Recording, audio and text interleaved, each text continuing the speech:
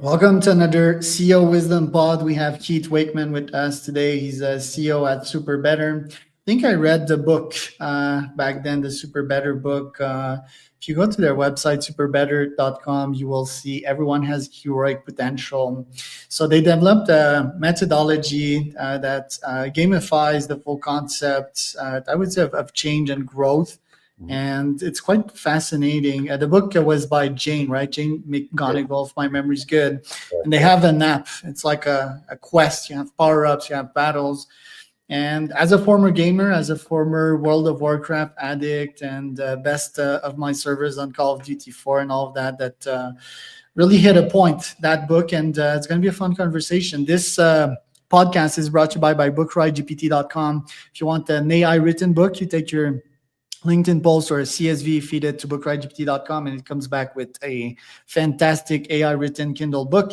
You have one credit on me if you go to bookridegpt.com.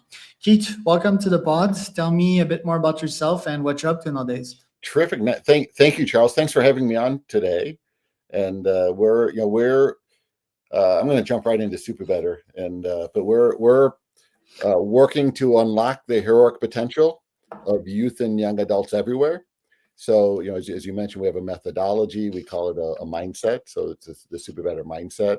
So kind of the idea is that just like educators have been teaching the growth mindset for almost 20 years, they can also now teach the SuperBetter mindset. And the SuperBetter mindset really helps young people or people of all ages address challenges that are unique to today. So, building higher resilience, improving mental health, skills for success in a digital world, things that were just beginning back when the growth mindset was first introduced. So it's a mindset intervention.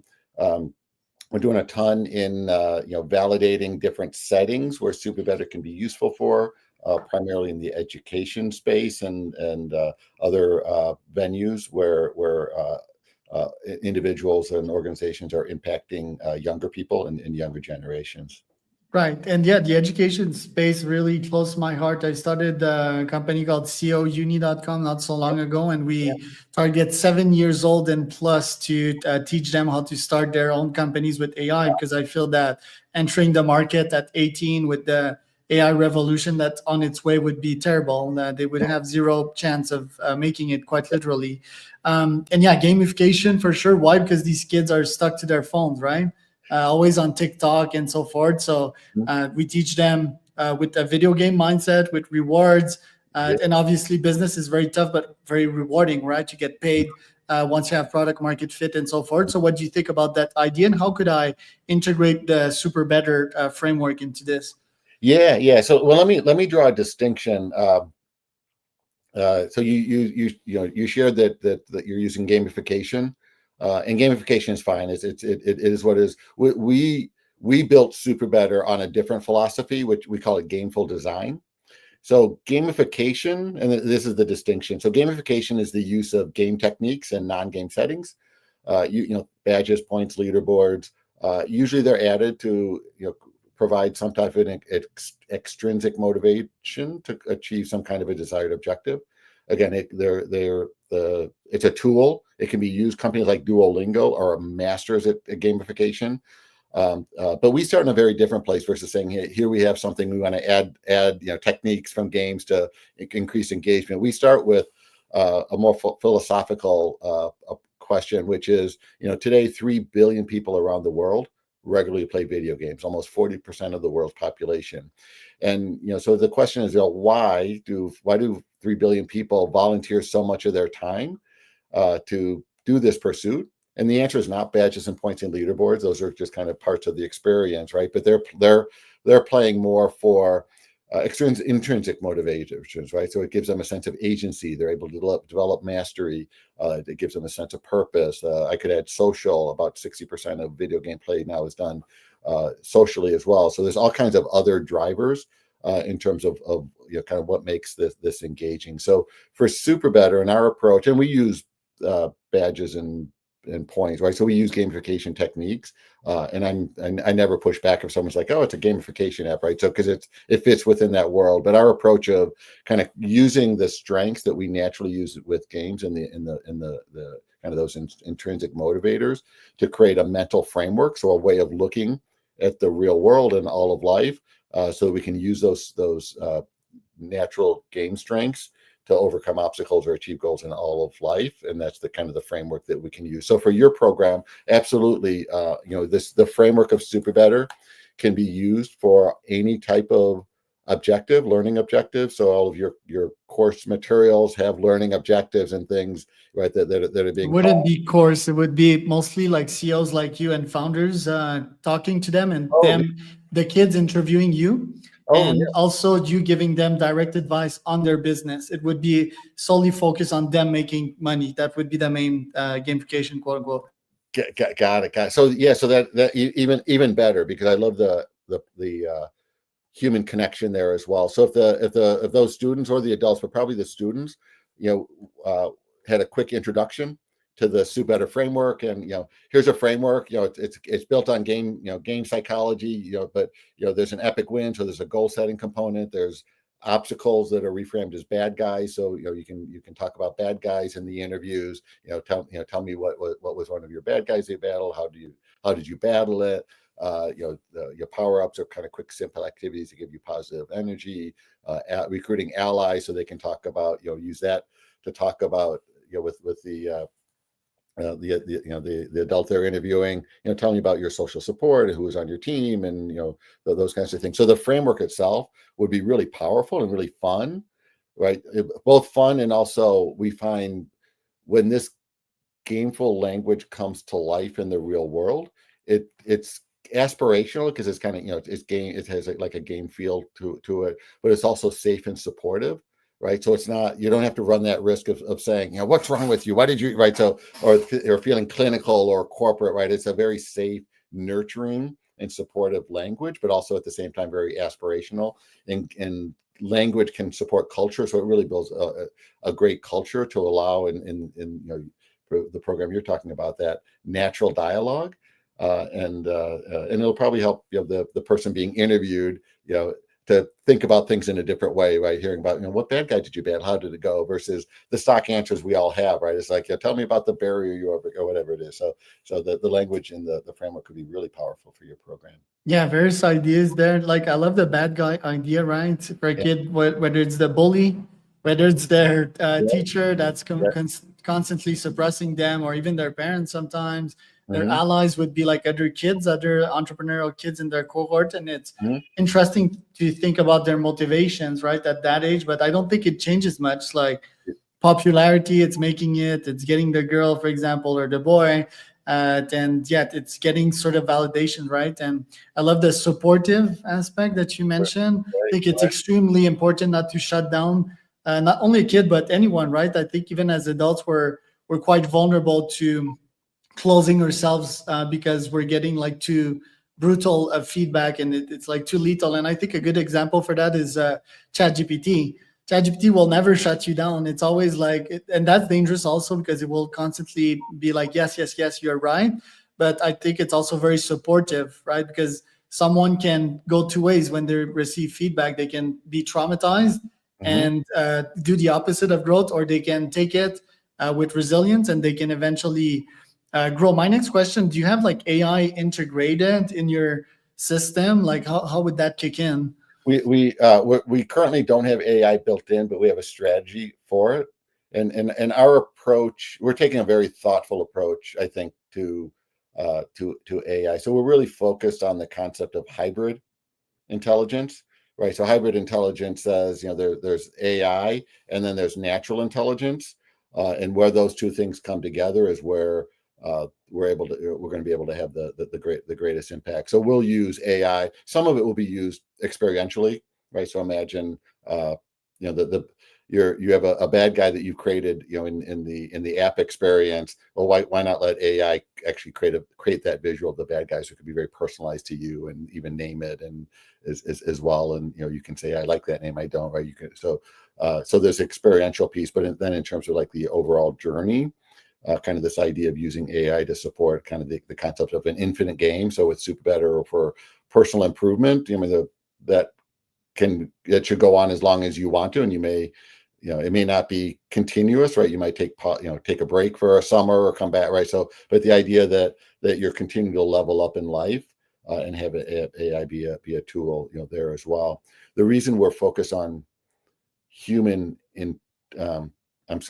intelligence is that AI is an amazing tool and it's going to do a lot of great things in the world. Our brains, even with the way technology has been adopted in the last dozen years, we're in the face of a youth and young adult mental health crisis. We're divided, socially so there's all these things that are enabled by that. AI will expand the tools that are being used that are causing that. Some of those tools are intentional, right? Bad actors. Some of them are just incidental, right? Companies are doing what they're doing to deliver their quarterly numbers or their annual numbers and not really thinking about the full system effect on mental health. But AI will part of the effect of AI will be it will hurt the mental health and resilience of the population if we're not really careful, and at the same time building tools like SuperBetter that have integrate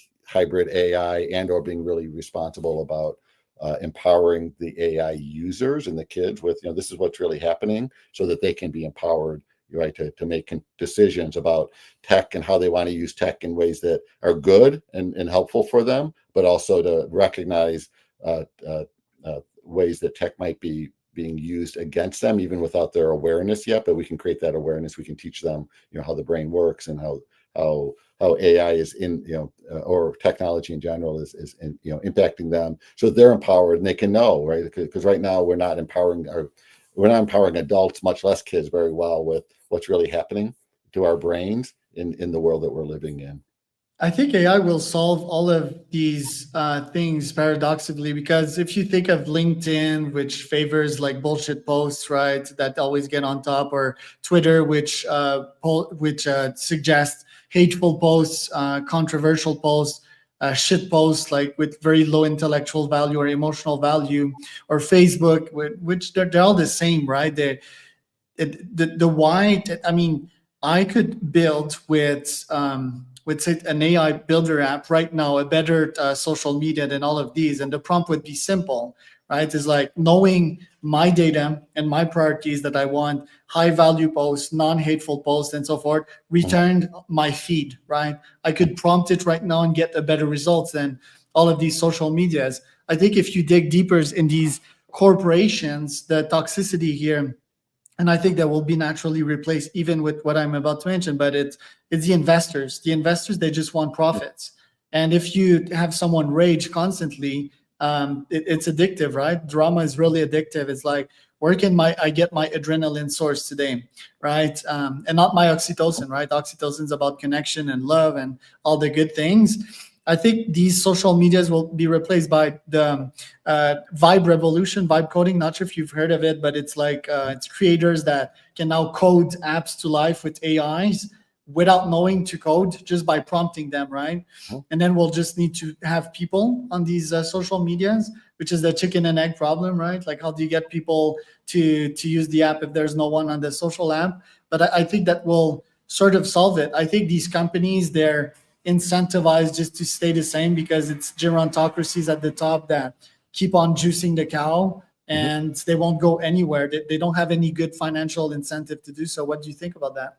Yeah, so I think I love and I hope your vision there comes to light, and that there's it's happening. It's 100% happening. Yeah. So I mean the reason so our I'll kind of maybe share a perspective from this. So our brains were designed for a very different age, right? So if you think about what our ancestors did to survive and all of that, and our genes and our DNA, it takes hundreds of thousands of years, or 80,000, right? It takes a long time to change. So our brains are created for a different world than what we're playing, and it's easy because the psychology, the science is out there. It's easy to understand how our brain works and how to manipulate the brain. And even if you don't use the word manipulation, I grew up in brand management and marketing, and so you could say the way I marketed influence was all about manipulation, but it wasn't. We didn't think about it as manipulation. It's like, how do I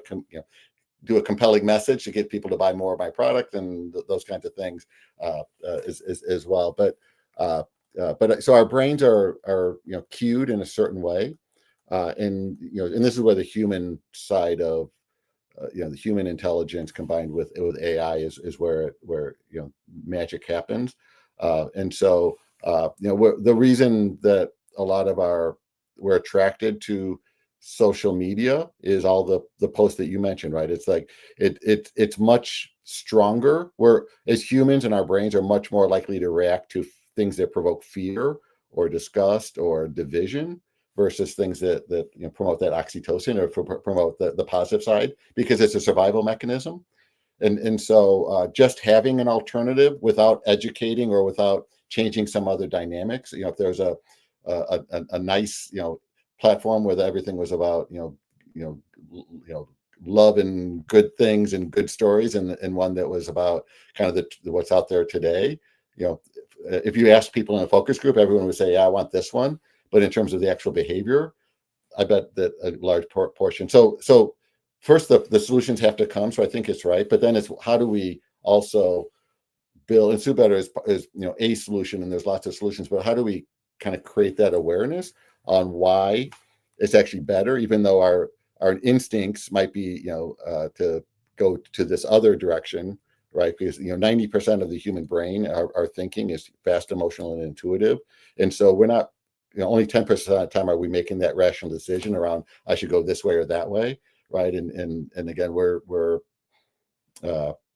our brains are often we distract ourselves, right? Because we don't want to feel, sometimes we don't want to feel deeper emotions, or we're afraid of situations. It used to, food can be a distraction, alcohol, drugs, but social media is a distraction, right? And it's the ultimate distraction because it's in the palm of your hand, right? So those basic needs aren't going to go away, or the distractions as well. So it's kind of yes, new solutions will come up, but just putting them out there isn't going to move it for the masses. I agree. Unless people just, because I think there could also be a tipping point that says, even today with AI where it is, I mean, the number of obvious fake posts on social media is just alarming. It's like, and eventually I think more and more people, young people are going to be like, I don't even trust this stuff anymore, because I can tell, that 90% of the posts or 10% of whatever the number is, right? So I could see an intentional migration, as well, and that would, could be a positive. Yeah, human first platform, but also I think it's important to make the distinction between like fake but true, like fake in the sense that I didn't write this, but nonetheless it's true, right? I think the best combo is it's true, and I used an AI to add value over the post so that, yeah, you can trust the human behind it, but the post is perfectly written for your brain and you can digest it the best way. By the way, that would be a cool social media idea. I posted some way, but it's translated to your brain on the other end. I think that'd be pretty cool. And yeah, I think you're right with, even if I create a platform that's full of love and value and IQ and EQ and knowledge and all of that, I still think that a bunch of people would stay on Twitter. And I think, unfortunately, I think that's very hard to change in human nature, because I think people are hooked to these things because they suffer a lot, right? And they need an outlet, a distraction, like you said, whether that's YouTube and watching the shorts, or whether that's raging on someone's post and hating on that person, because hating is like, oh, I'm better than you are and you're a loser. It's win-lose. It's typical human nature, right? And I think 80% of society has always been that way. There's like probably 20% alphas at the top that live good lives, that are happy, and the rest is kind of suffering. And I think that's sort of accelerating as of late, because you mentioned like the division in the US, especially. I think like inequality is only getting greater. Like the gaps are only widening, and the rich are getting richer. The poor are getting poorer. It's getting very hard to afford a house, a life, food, and everything in between, right? So people just are seeking an outlet for rage, and then they see more rage, right? They see like millions of other raging, and they're like, oh, this is cool, let me do it. And even I'm not immune from that. Neither are you. I think you need to constantly rework your brain, right? To think in more positive terms and get your dopamine and your serotonin from other sources, right? Yeah, no, that's it. That's it exactly. We're in a stage. So there's a it's called something called pendulum theory, and it pendulum theory it builds on an earlier book called Generations, but the theory identified and kind of looked back into history and said, Western society shifts from, it's like a pendulum, but it shifts from being me oriented, like where the individual is a hero, and then it looks like a pendulum, and then 40 years later it's the peak of the we, where and then it swings back and forth. And so I met one of the authors of a book called Pendulum, back around 2011, and he was like, Keith, I'm writing this book. I've been sharing this information as much as I can, because again, this is 2011. He said, because 2003 was a fulcrum year, which means 2023 is the peak of we. What happens around the peak of we when is that it becomes very tribal. So the first 10 years, 2003 to 2013, it's the beginning of the we cycle, and it's kind of like, I'm okay, you're okay. And then again, historically, he's like, the next 10 years up and the next 10 years back. So 2023 was the top point. So we're just 2 years down from the peak. He said it becomes very tribal.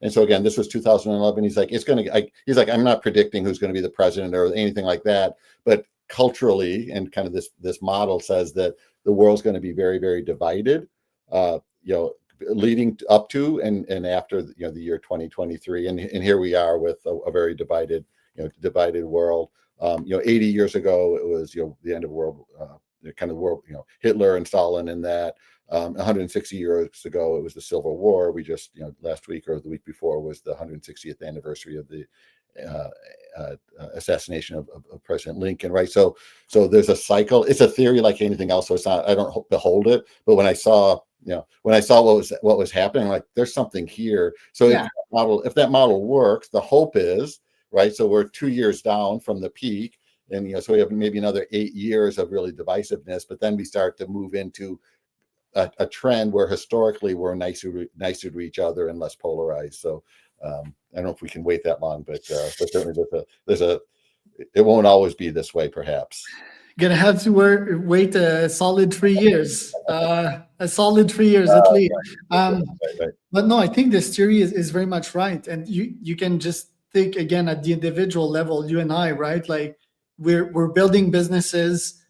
Sometimes we're scaling it, and at some point it stops scaling. The system broke. We need change. We need drastic action. We come back to the other side, right? Not in scale mode, but in startup mode. Oh shit, I need to rebuild this from 0 to 1 again. And it's a never-ending cycle. That's why scaling a company is so hard, right? Because stuff breaks, and sometimes extremely negative outputs require extremely high measures. And yeah, I think we're chasing after tails, and I think mature entrepreneurs are like, okay, let's not throw the baby in the bathwater.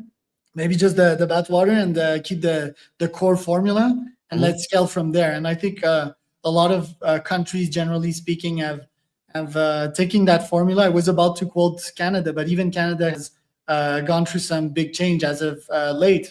We had Trudeau, I think, for 8 years plus, right? And then we wanted to kick him out because it's been too long. He's been great, but we need change. And I think that's human nature. We feel trapped, we feel imprisoned sometimes, and now we elect leaders that give us the best hope, even if the leader is not the best, because options are so few. Keith, thank you so much for being on today. Where can people find out more about you? So if you want to find out about SuperBetter, go to superbetter.com. If you want to find me on LinkedIn, you can connect with me on LinkedIn. Cool. So that was Keith Wakeman and Charles Cormier for